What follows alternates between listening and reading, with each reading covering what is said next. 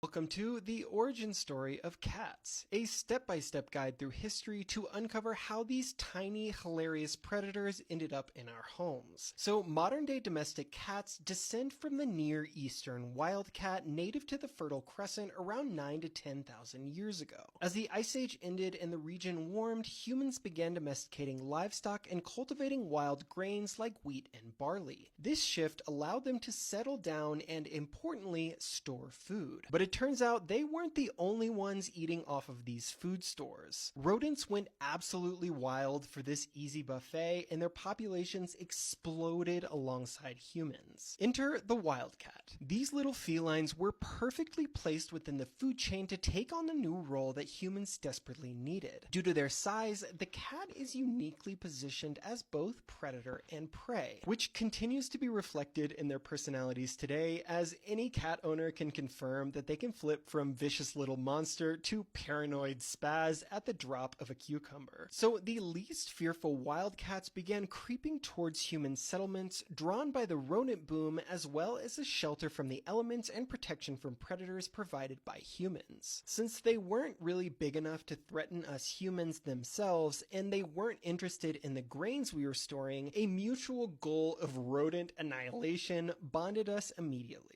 Over time, village cat populations started emerging alongside human settlements and were noticeably friendlier and more tolerant of people than their wildcat counterparts. Since the friendliest cats obtained the greatest benefits of cozying up to humans, a process of self-selection reinforced their affinity for us over thousands of generations. Which is what people mean when they say cats essentially domesticated themselves. However, natural selection also favored the humans that welcomed cats into their settlements, as they were able to store more grain without losing it to rodents, which probably reinforced a behavioral affinity for cats within us as well. And we shouldn't underestimate humanity's urge to adopt cute animals. Many modern hunter-gatherer communities in the Amazon, for example, still regularly adopt and nurture wild animals as pets, especially the women, which suggests that we probably have the women of history to thank for doing most of the work in these early stages of our immensely beneficial alliance with cats. Another fascinating aspect of cat domestication is that, unlike dogs or livestock, domesticated cats continued interbreeding with local wildcats throughout most of history, which allowed them to retain much of their wild genome and survival instincts, and is the reason why they are still such good hunters to this day, and why many experts really only consider them to be semi-domesticated. In any case, the human-cat alliance really picked up speed when people took to the seas. Storing large amounts of food for long voyages created the same conditions for rodent populations to pop off, and cats once again rose to the occasion. As essential pest control for long voyages, it's hard to overstate the importance cats took on in maritime culture and nautical lore throughout history. In many traditions, sailors would refuse to disembark without a cat on board, as it was seen as extremely bad luck. Many believed that they could predict the weather, summon calmer seas, and mistreating a cat on board would almost certainly doom the voyage. From the Phoenicians and Vikings to the Egyptians, Greeks, and Romans, all the way through the age of colonization, ship cats became a lasting tradition that has even survived up to the modern day. In fact, their widespread presence on ships for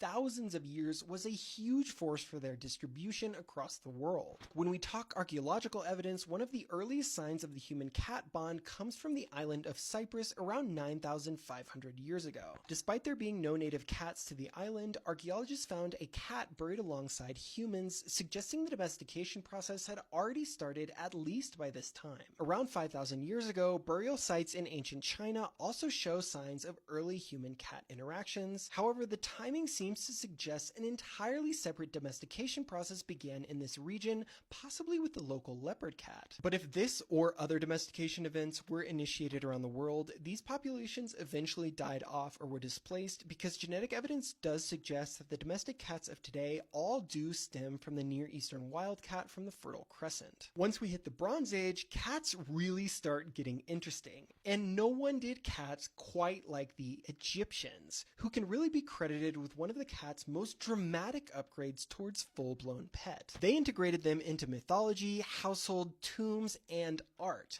Entire cat cemeteries have been found along with mummified cats buried in honor of Bastet, the goddess of cats, who is one of the most beloved deities in the Egyptian pantheon because she was also the goddess of the home, motherhood, and the family, offering fertility and protection from evil and disease. Roles that paralleled the practical value of cats who warded off rodents and their associated diseases, as well as venomous snakes. Welcoming cats into your home meant earning Bastet's favor and protection manifested through the services the cats themselves provided. They were even protected by law, and killing one was punishable by death. The Greek historian Diodorus Siculus even recounted an event where a Roman soldier killed a cat during a diplomatic visit and was immediately lynched by an angry mob of civilians for such an egregious offense. At this point, village and ship cats were already casually spreading around the world, but Egypt kicked off a kind of cat cultural revolution. The Egyptian cats were so popular, in fact, that despite it being illegal to export cats from Egypt, smugglers and traders still managed to generate what is described as a second wave of cat domestication, as the Egyptian line of cats radiated outward from the empire. The Greeks and Romans, who had long used weasels for pest control, eventually joined the Egyptian cat craze during the classical era. Cats also moved east along trade routes like the Silk Roads, with merchants traveling with cats to protect their goods, and by around 2,000 years ago, cats originally from the Fertile Crescent had reached southern and eastern Asia.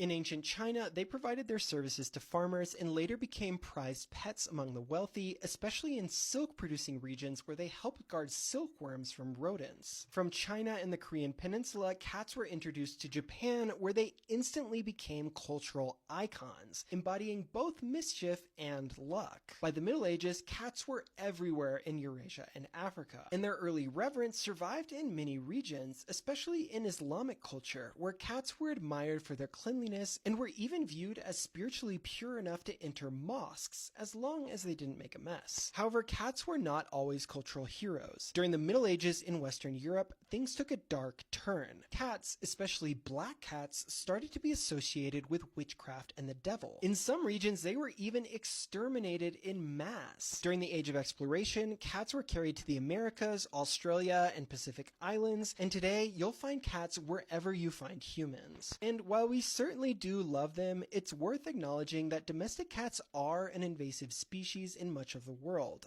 especially on islands and in sensitive ecosystems, and we should collectively take measures to prevent our cats from wreaking havoc on native wildlife wherever we may be. And finally, one of the most unique aspects of cat domestication is that for most of history, humans didn't really put much effort into modifying them like we did with other domestic species. We were pretty content with their rodent catching skills and delightful company. Unlike dogs, we didn't push them into working breeds, and while there were some local adaptations like thicker coats in cold climates, most cats throughout history looked pretty similar. The tabby pattern, for example, named after a type of silk from the Atabi district in Baghdad, likely stems from random mutations that modified wildcat stripes into spots, swirls, and blotches and ended up being aesthetically pleasing to humans. Other common colors and patterns like solid black, bright orange, piebald, and calico also emerged along the way, as they are not seen in wildcats. There might have been a certain degree of selective breeding for these types of aesthetics, but the extent to which this was actively pursued is unclear. Most cats on Earth today are randomly bred with mixed lineage. However, we have seen the emergence of formal cat breeds in the last few hundred years, again, mainly for aesthetics and not function.